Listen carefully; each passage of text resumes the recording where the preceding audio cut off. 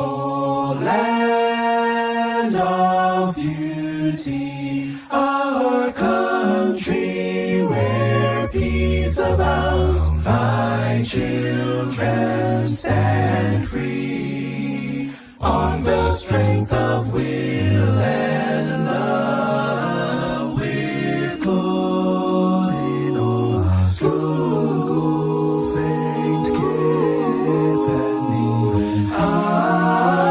A nation bound together with a common destiny.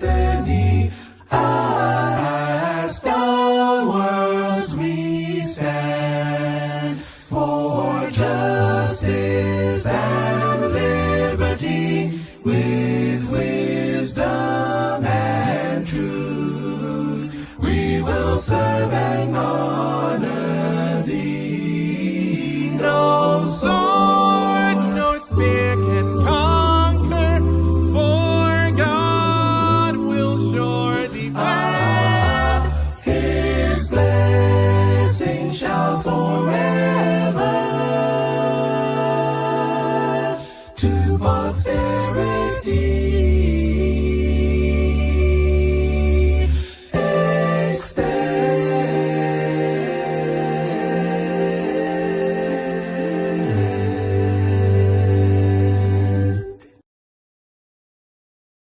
Fellow Kittitians and Nevisians, home and abroad, and all those who have chosen our beloved Federation as your home, I stand before you today to give a report on the state of our CBI and to present our St. Kitts Nevis Labour Party administration's plan for our Federation's necessary transformation into a sustainable island state. I therefore ask for your attention, because what we are building together will shape the future of generations to come.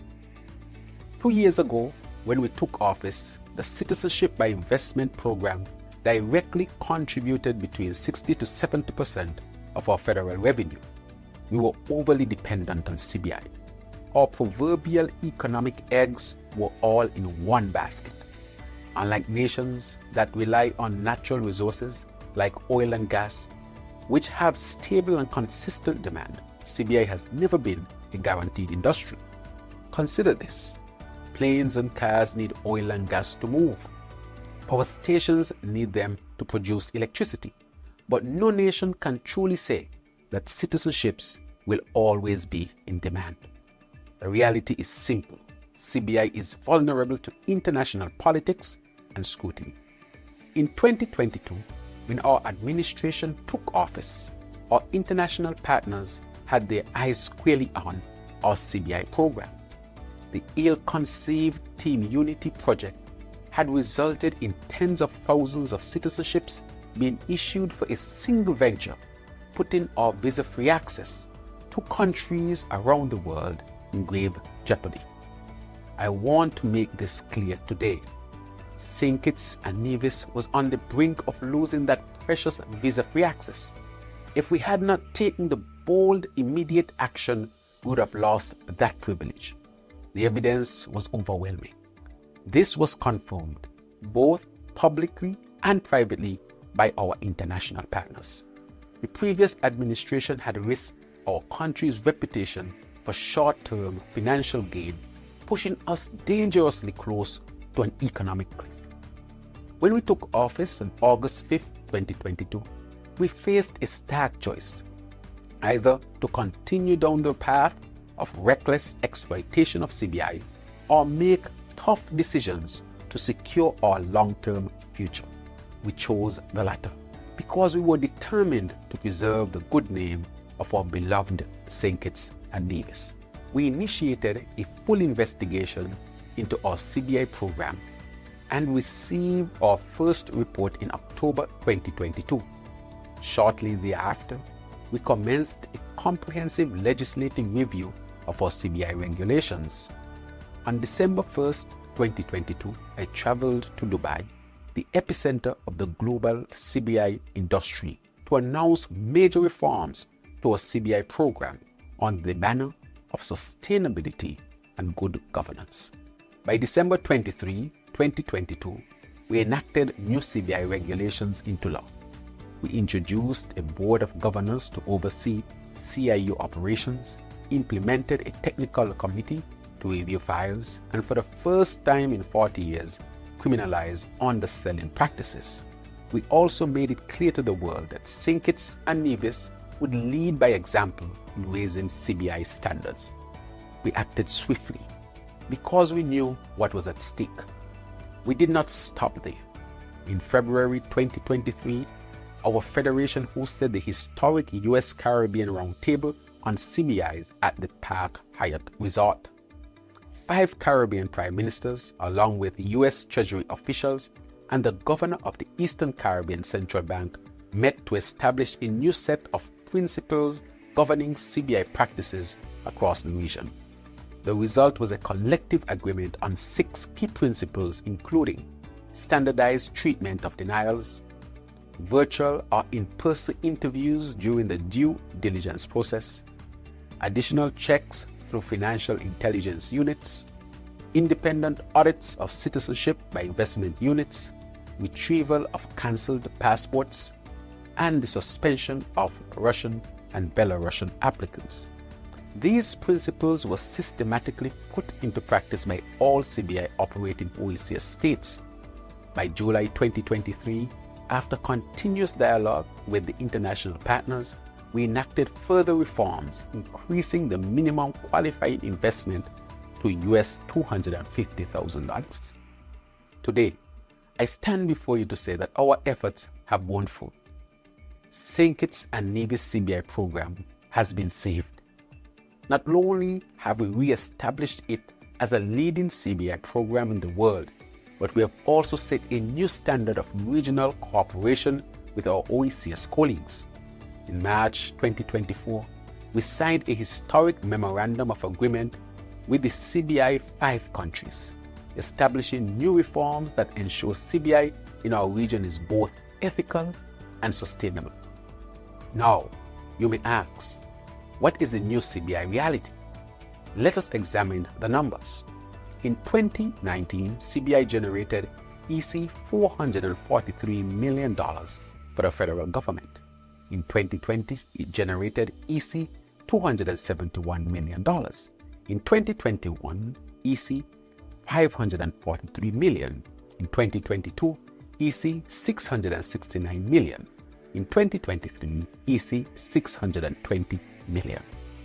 In 2024 up to September, CBI has generated EC $280 million, less revenue to date compared to previous years.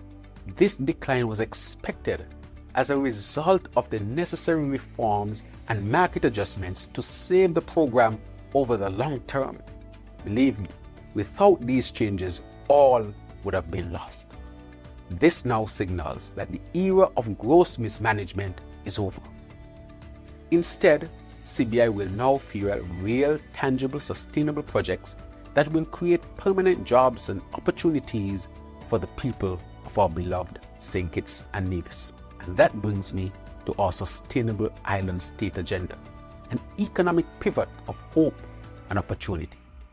Over the next 2 to 3 years, we anticipate an economic boom in construction, tourism, agriculture, and sustainability projects.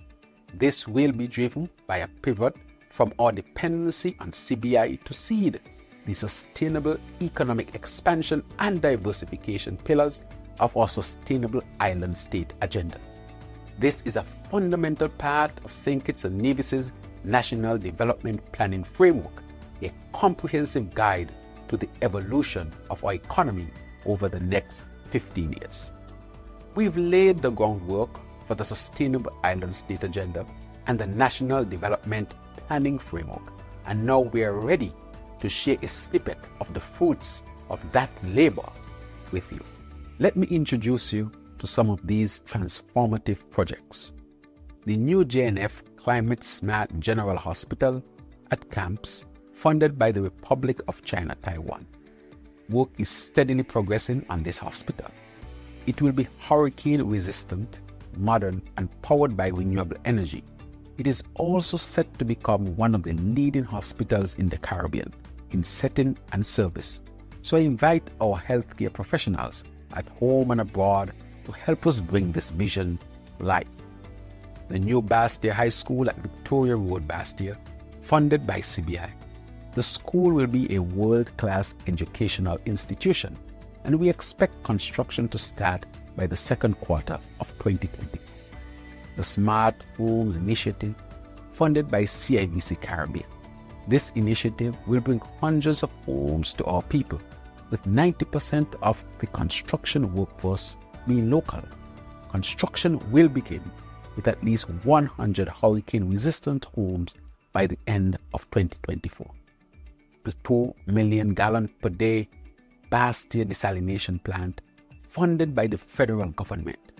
This critical project, in the final pre-construction stages, will provide fresh, consistent water to our people by the third quarter of 2025. When construction begins by the end of this year, it will also create numerous construction jobs and permanent positions for plant workers when it opens next year. The Nevis power plant expansion, funded by the Saudi Fund for Development. This project will strengthen our electrical grid by installing modern, fuel-efficient power generators, ensuring a stable energy supply for homes and businesses alike. Our agricultural sector is also undergoing a transformation as we seek to reduce our dependency on imports and empower our local farmers. In this regard, we have partnered with Tabasco to provide our farmers with an unprecedented opportunity to cultivate high-quality peppers for export. Your government has secured the necessary equipment and location to support this initiative, ensuring that our farmers can benefit from this lucrative global market. Beyond these major projects, we are committed to further diversification through a series of high-impact developments. Geothermal energy. The federal government and the Nevis Island Administration are advancing negotiations with 2 major investors to finally bring our geothermal energy potential to life. This could become a game changer for our federation's energy independence and resilience. The reinvigoration of Kitishan Hill. Our administration is actively courting investors to bring Kitishan Hill to full life, offering new opportunities for tourism and community development. Christopher Harbour redevelopment. We are in discussions with the new investors who will inject capital into Christopher Harbour, enhancing our high-end tourism offerings, particularly in yachting, and creating significant employment opportunities. The Prime Creative Arts Center. This iconic facility at Half Moon Heights will be a historic hub for creative and artistic expression, providing a platform for our artists and fostering cultural pride. These projects and the many others that I will speak about in further detail during my budget presentation in a few weeks represents this government's resolute commitment to improving the lives of every Kitishan and Nevisian. The opportunities are vast, and they represent a brighter, more sustainable future for all of us. We have a plan. A boom is coming to St. Kitts and Nevis. For the past 2 years, we have been planting the seed for our sustainable island state agenda. Now, it is time to water that seed so the plant of prosperity and sustainability can flourish. We must aim higher. We must envision a future where every citizen has the chance not only to survive, but to thrive, where they aspire to become their best selves and ultimately to be self-sustaining. Government alone cannot drive this transformation.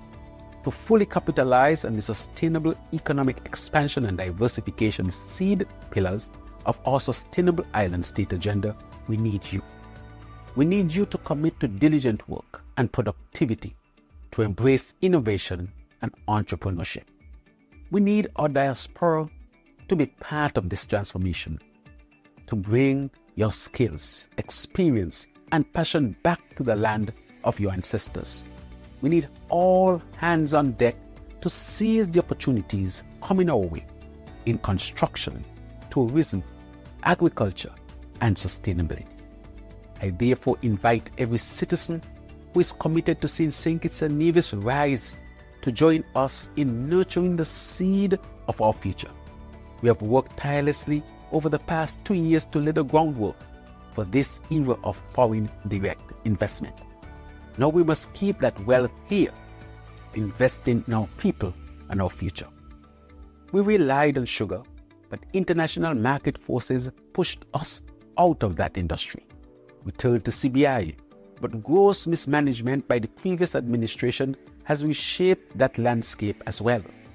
Now, it is time for St. Kitts and Nevis to unlock its full potential by diversifying, no longer bound by a single market or external forces. It is time to fully implement the seed pillars of our Sustainable Island State agenda, a fundamental element of our National Development Planning Framework. Our moment is here. We have planted the seed of hope for a prosperous, resilient nation. Now it's time for all of us to work together, water that seed, and ensure it grows. The future belongs to us. Let us do it together. Thank you, and may God continue to bless St. Kitts and Nevis. O land of beauty, our country where peace abounds, thy children stand free on the strength of will and love, with good in all schools, Saint Kitts and Nevis are a nation bound together with a common destiny. As stalwarts we stand for justice and liberty.